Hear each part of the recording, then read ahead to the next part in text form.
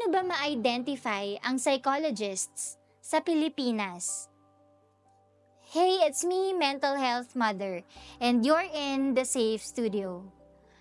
Kung saan, all your questions about mental health and psychology are heard and all your stories are safe.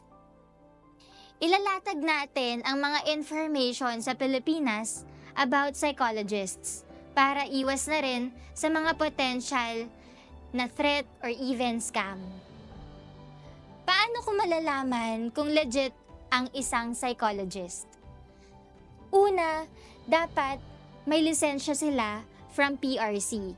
As registered psychologist, pwede mo actually i-check ito sa PRC website kung active nga ba ang kanilang licenses. The next time na magpapakonsult ka, whether online yan or on-site, pwede mo actually tanungin, pwede bang malaman kung ano ang PRC number nyo? Normal yan dito sa atin para makita natin kung totoo nga ba silang psikolohista. Totoo po ba na ang psychologist sa Pilipinas ay hindi lang puro clinical?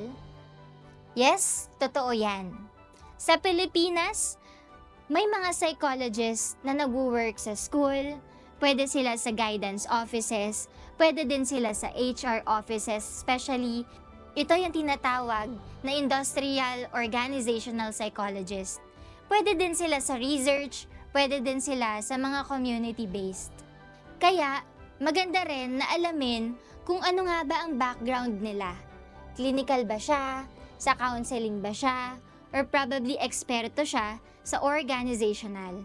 Bago ka mag-seek ng help para sa isang session, maganda na tanungin anong area po ang pinapractice ninyo para swak siya sa pangangailangan mo.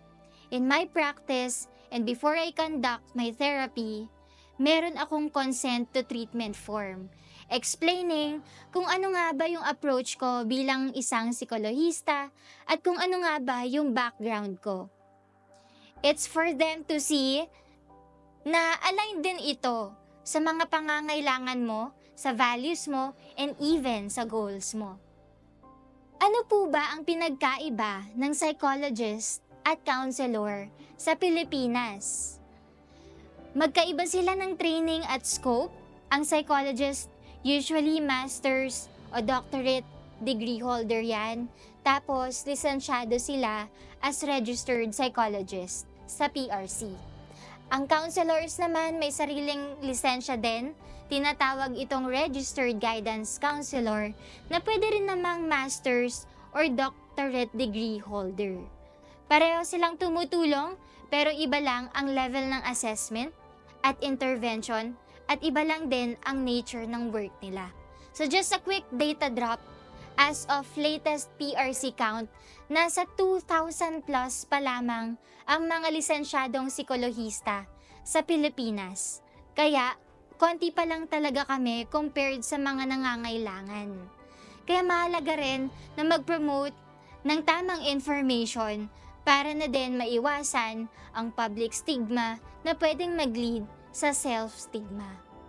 Tandaan, lahat ng tanong ay valid, whether gusto mong matuto or may gusto kang ikwento. I-send mo yan sa amin at sasagutin namin yan dito sa Safe Studio. Maraming salamat and don't forget to follow us.